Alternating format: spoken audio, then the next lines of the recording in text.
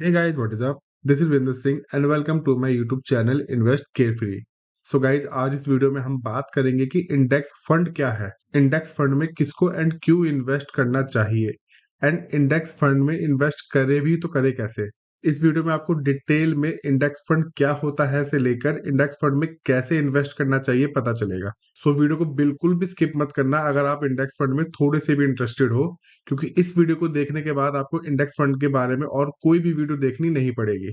And guys हाँ, last में हम एक बार छोटी सी कैलकुलेशन करेंगे कि अगर आप पर मंथ इंडेक्स फंड में 20,000 रुपीज इन्वेस्ट कर रहे हो तो क्या आपको कंपाउंडिंग का फायदा होगा। आपको अप्रोक्स कितना टाइम लग जाएगा हर महीने 20,000 रुपए इन्वेस्ट करके 1 करोड़ के पोर्टफोलियो तक पहुंचने में।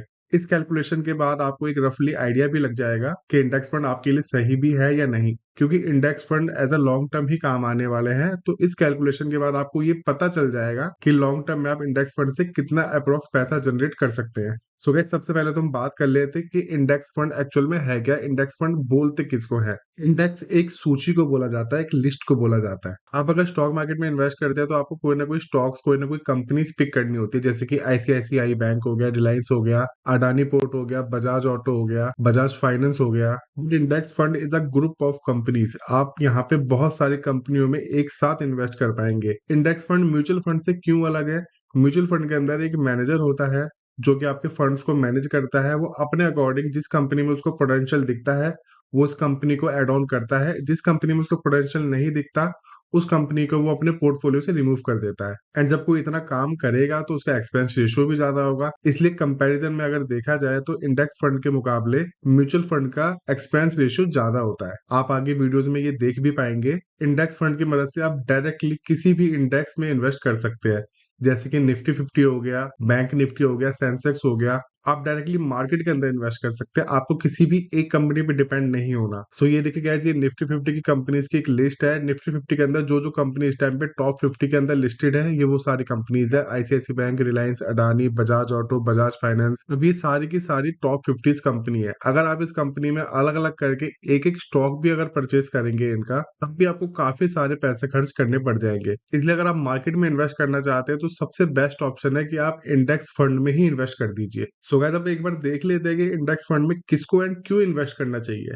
अगर आपके पास टाइम की या नॉलेज की कमी है तो इंडेक्स फंड आपके लिए बेस्ट है। इंडेक्स फंड में आपको ज्यादा कुछ सोचने की जरूरत नहीं है। अगर आप ऑफिस गोइंग है, स्कूल गोइंग है एंड कॉलेज गोइंग है, आपके पास स्पेयर टाइम नहीं है नॉलेज गेन करने के लिए, बट फिर भी आप स्टॉक मार्केट के साथ जुड़ा रहना चाहते हैं, स्टॉक मार्केट का बेनिफिट लेना चाहते हैं, हाँ मानता हूँ कि यहाँ पे आपको बहुत ज्यादा प्रॉफिट नहीं होगा, बट यहाँ पे रिस्क भी काफी कम रहेगा। अगर आप ज्यादा हेडेक नहीं लेना चाहते तो आपके लिए इंडेक्स फंड ही सबसे बेस्ट ऑप्शन है। तो एक बार हम इंडेक्स फंड पे नजर मार देते हैं। आप अपनी ग्रो ऐप या आप जो भी ब्रोकर यूज करते हैं वहां पे आके सर्च कीजिए 20 BEES, एंड यहाँ पे बहुत सारे आपको इंडेक्स फंड दिख जाएंगे। निफ्टी 50 हो गया, यहाँ पे देखिए गाइस, इसने ऑलमोस्ट पिछले एक साल में 21% के आसपास रिटर्न दिया है। इसके अलावा गोल्ड हो गया, बैंक निफ्टी हो गया, बैंक निफ्टी ने देखिए गाइस पिछले साल ऑलमोस्ट 11% का रिटर्न दिया है। निफ्टी 50 ने 21% का, इसने 11% का। अगर और नीचे चले तो पीएसयू बैंक्स हो गए, इसने पिछले साल ऑलमोस्ट 52% का रिटर्न दिया है।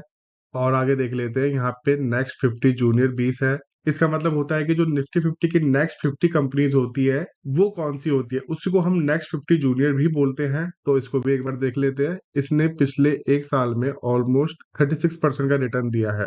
अब आपको सारा का सारा पैसा इन्हीं में इन्वेस्ट नहीं करना है, आपको थोड़ा सा डाइवर्सिफाई करके रखना है। हालांकि इंडेक्स फंड में ऑलरेडी आपके सारे पैसे डाइवर्सिफाई हो जाते हैं, आपका पूरा पोर्टफोलियो डाइवर्सिफाई हो जाता है, बट फिर भी आपको ये नहीं देखना कि नेक्स्ट 50 जूनियर में ज्यादा रिटर्न मिला है तो अपना सारा कैपिटल इसी में लगा दिया जाए। आप ये कर सकते हैं कि अगर आपको 1 लाख रुपीज इन्वेस्ट करना है तो आप उसमें से 50,000 यानी कि 50% यहाँ इन्वेस्ट कर दीजिए निफ्टी 50 में, एंड जो बाकी बचा 50,000 है, बाकी बचा हुआ जो आपका 50% कैपिटल अमाउंट है वो आप बाकी जगह इन्वेस्ट कर सकते हैं। नेक्स्ट 50 जूनियर्स में, पीएसयू बैंक में, बैंक निफ्टी में, ये आप पे डिपेंड करता है। इन्वेस्ट करने के लिए कुछ नहीं करना, जैसे आप अपना स्टॉक बाय करते हो आपको वैसे ही बाय करना है। यहाँ पे डिलीवरी रहने देना है, यहाँ पे क्वांटिटी डालनी है, आप कितनी क्वांटिटी लेना चाहते हो उतना ही बैलेंस आपके अकाउंट में भी होना चाहिए। फॉर एग्जांपल, अगर मेरे को 10 यूनिट लेनी है तो मैं यहाँ पे 10 डाल देता हूँ। यहाँ पे लिमिट सेट है, इसको हम मार्केट भी कर सकते हैं। जो भी मार्केट रेट चल रहा होगा, जब भी मार्केट ओपन होगी उस सेम प्राइस पे हमारा स्टॉक मिल जाएगा। तो चलिए गाइस, एक बार देख लेते हैं कि आप अगर हर महीने 20,000 रुपए इन्वेस्ट करेंगे तो आपको 1 करोड़ का पोर्टफोलियो बनाने में कितना टाइम लगेगा। यहाँ पे हम एक बार 20,000 रुपीज डाल देते हैं। अब जो हमारा रिटर्न है वो हमने देख लिया है, कहीं हमें 21% मिल रहा है, कहीं हमें 11% मिल रहा है, कहीं हमें 52% मिल रहा है, कहीं हमें 30-35% मिल रहा है। तो हम एक बार एवरेज मान के चलते हैं, हम ज्यादा नहीं लेते इसको, हम इसको सिर्फ 15% ले लेते हैं। तो हमें ऑलमोस्ट 14 साल लगेंगे 1,14,38,000 रुपये जमा करने में। 14 साल के अंदर हमारा पोर्टफोलियो लगभग 1,14,00,000 का हो जाएगा, जिसमें से हमारा इन्वेस्टेड अमाउंट जो हमने अब तक 14 साल में इन्वेस्ट किया होगा वो मात्र 33,60,000 रुपये ही होगा। एंड इसके ऊपर जो हमारा रिटर्न है वो ऑलमोस्ट 80 लाख के आसपास होगा। तो आप कंपाउंडिंग के माध्यम से बहुत ही अच्छा रिटर्न जनरेट कर सकते हैं अगर आप लंबे टाइम के लिए इन्वेस्टेड रहे। सो गाइस, इस वीडियो में बस इतना ही। अगर आपका कोई भी डाउट, कोई भी क्वेश्चन रह गया तो आप मेरे से नीचे कमेंट बॉक्स में पूछ सकते हैं, मैं जल्दी से जल्दी आपके क्वेश्चंस का रिप्लाई कर दूंगा। एंड अगर आपको ये वीडियो पसंद आई है, आपको इस वीडियो से कुछ भी सीखने को मिला है, तो इस वीडियो को लाइक कीजिए एंड चैनल को सब्सक्राइब कीजिए ऐसी और भी वीडियोस आगे देखने के लिए। एंड गाइस, अगर आप जानना चाहते हैं कि ट्रेडिंग क्या है, ट्रेडिंग किसको करनी चाहिए एंड किसको नहीं करनी चाहिए, तो आपकी स्क्रीन पे जो वीडियो दिख रही है इस वीडियो को फटाफट से प्ले कीजिए। हम मिलते हैं इसी वीडियो में, तब तक के लिए बाय।